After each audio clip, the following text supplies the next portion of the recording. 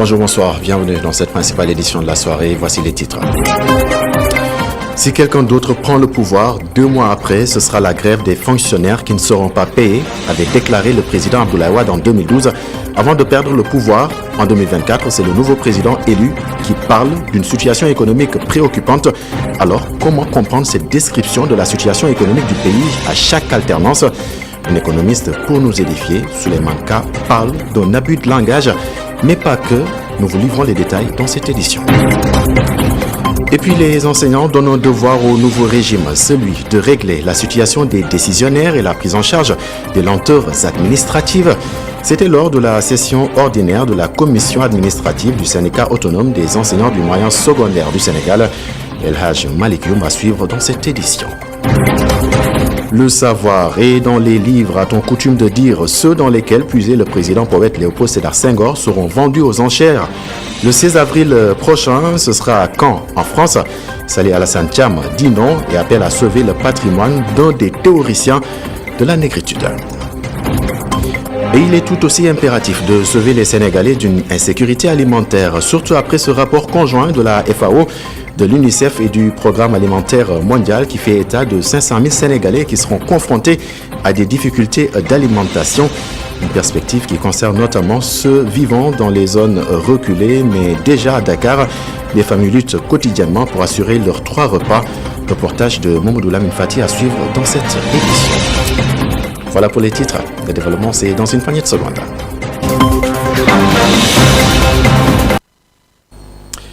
Bien le bonsoir, bienvenue dans cette principale édition de la soirée. D'abord, cette triste nouvelle. L'ancien député El Hadj Malick Gueye, conseiller spécial de l'ancien président de la République Macky Sall, est décédé ce matin des suites d'une maladie.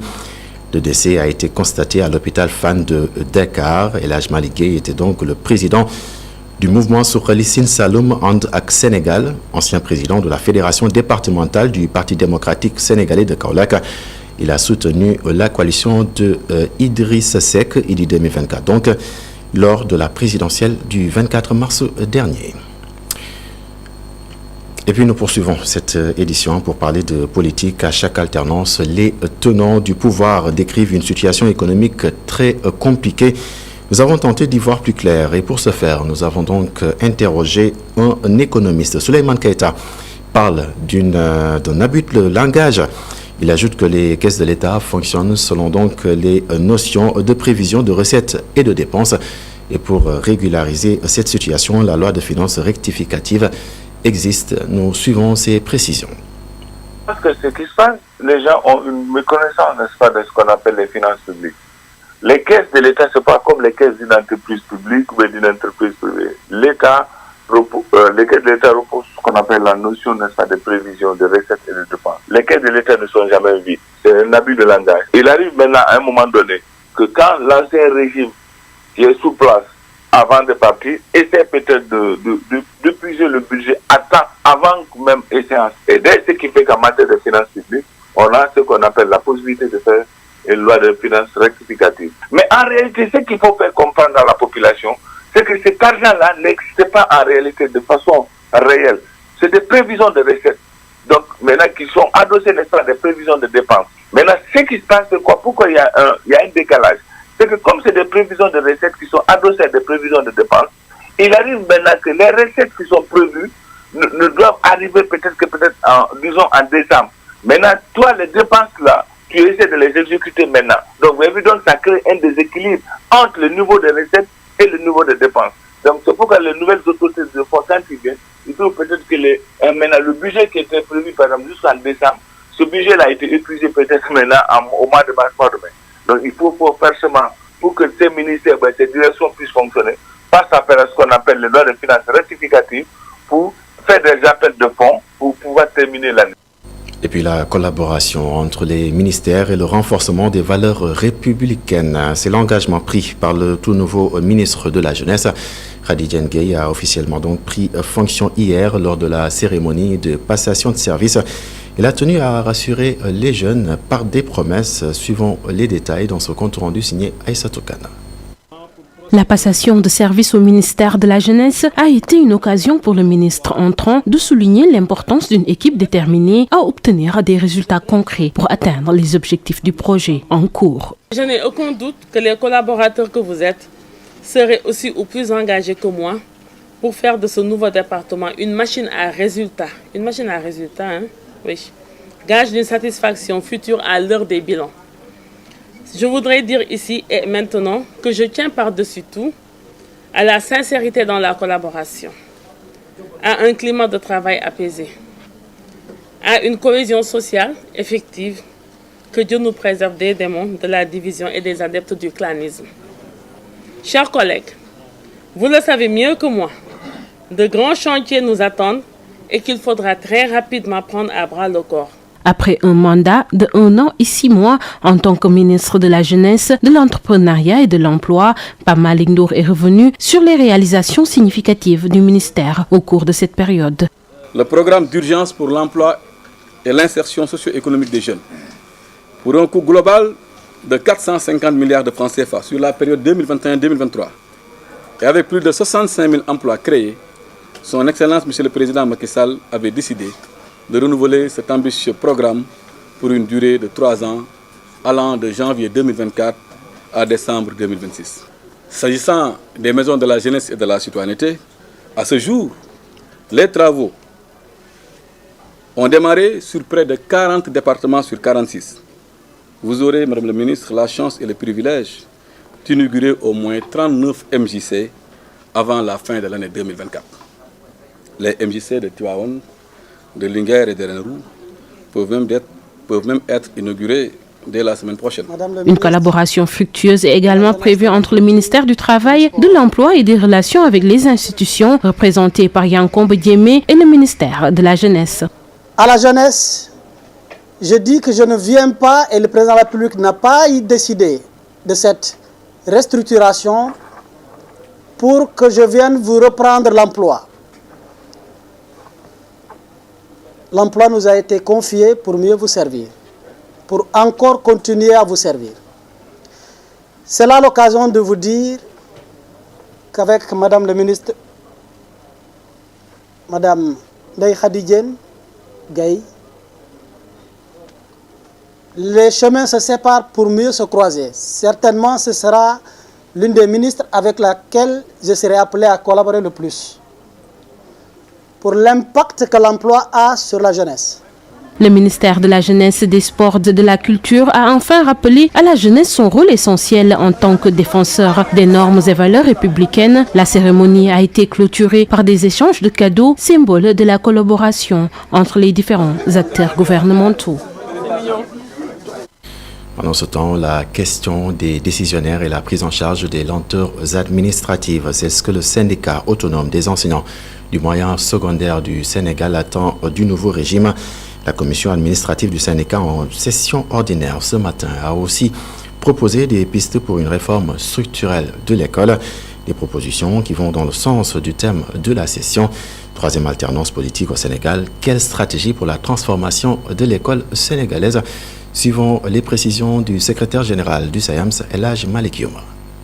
Pour parler de l'école, on peut dire que aujourd'hui, le mal est profond. Le mal est profond par rapport au programme. Le mal est profond par rapport également à ce que nous appelons l'outil même de transmission des connaissances qui doit être réformé. Le mal est profond également par rapport à la prise en charge des préoccupations des travailleurs. Le mal est profond par rapport à l'environnement scolaire. Le mal est profond par rapport également à l'orientation même que nous devons donner à notre école, qui n'est pas une orientation pour former des généralistes, mais pour former des spécialistes, d'où les réformes importantes qui ont été proposées au sortir des Assises nationales de 2014. Aujourd'hui, c'est ça la perspective que nous voulons nous enclencher et nous pensons que c'est la seule et unique solution qui pourra nous permettre de sortir l'école sénégalaise de l'ornière.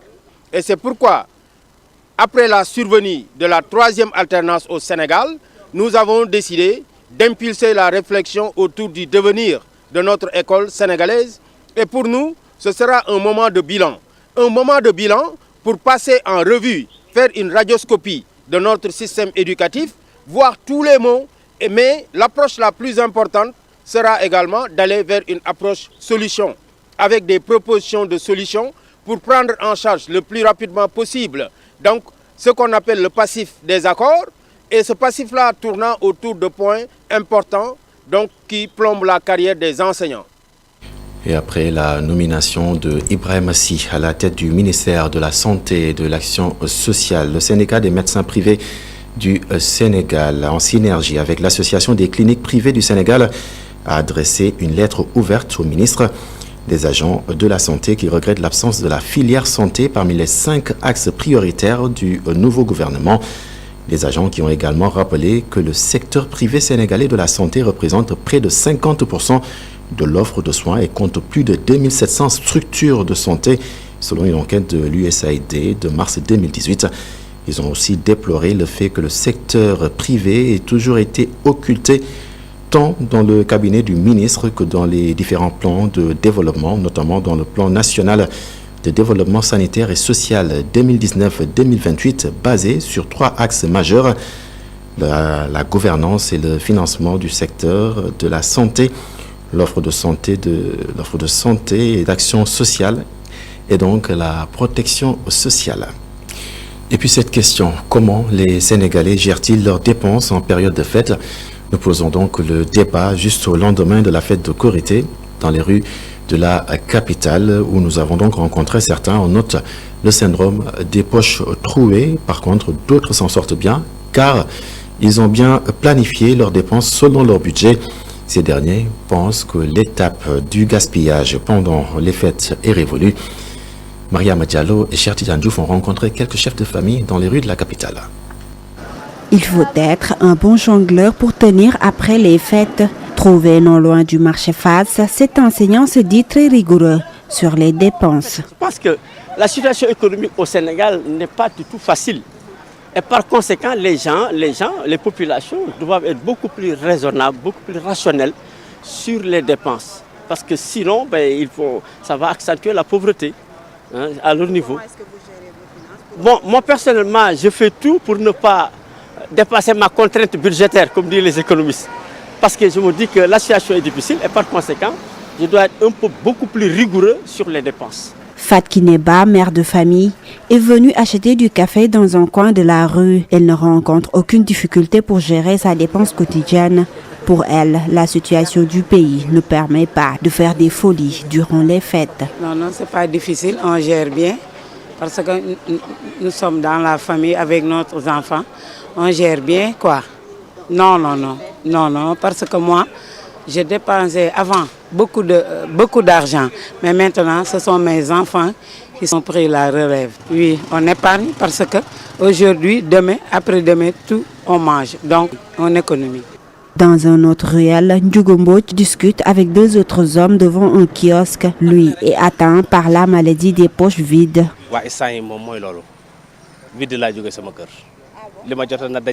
À l'heure où je te parle, je n'ai rien dans les poches. J'ai tout donné à ma femme et à mes enfants pour la fête. Les temps sont durs, c'est pourquoi nous ne pouvons pas épargner. Ces jours-ci, on se débrouille pour vivre. Dieu est grand. Les mentalités commencent à changer selon ces citoyens. Fini l'argent jeté par les fenêtres. Il appelle ainsi les concitoyens à limiter leur budget et à penser à la vie d'après-fête. Maria Diallo pour le reportage. Et puis cette information pourrait donc vous motiver à économiser davantage durant la période de soudure de juin à août. Près de 55 millions de personnes auront du mal à se nourrir convenablement en Afrique de l'Ouest et du Centre. Cela représente une augmentation de 4 millions de personnes confrontées à une situation d'insécurité alimentaire dans un rapport conjoint de l'Organisation pour l'alimentation et l'agriculture, du Programme alimentaire mondial et du Fonds des Nations Unies pour l'enfance. Il est fait état de 500 000 Sénégalais concernés, notamment dans les zones reculées. Mais ici à Dakar, les familles se démènent pour s'alimenter. À Guédiawaye, par exemple, de nombreuses familles luttent quotidiennement pour assurer les 3 repas quotidiens. Suivons les détails avec Mamadou Lamine Fati.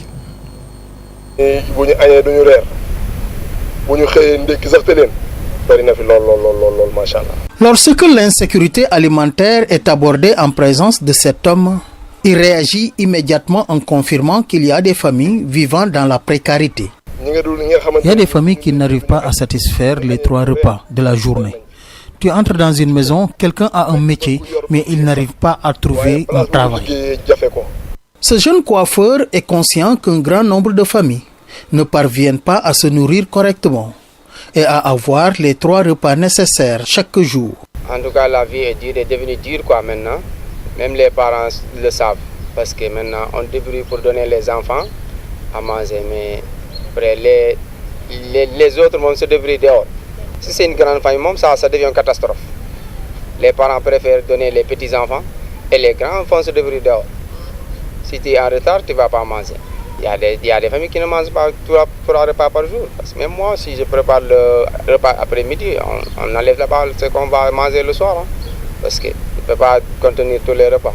Près de son lieu de travail, nous avons rencontré Djabou Diatara, une poissonnière qui est souvent confrontée aux difficultés des familles pour assurer les 3 repas.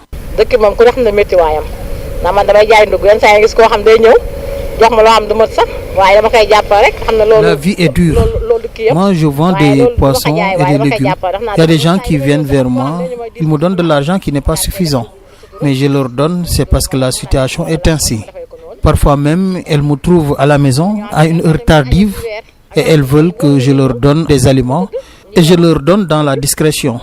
Parfois d'autres viennent vraiment le soir, qu'on puisse les aider à trouver de quoi manger. Parfois même, certains achètent du bissap, du gombo et de l'huile de palme pour préparer du nyankatang pour le manger. Malheureusement, c'est comme ça leur vie.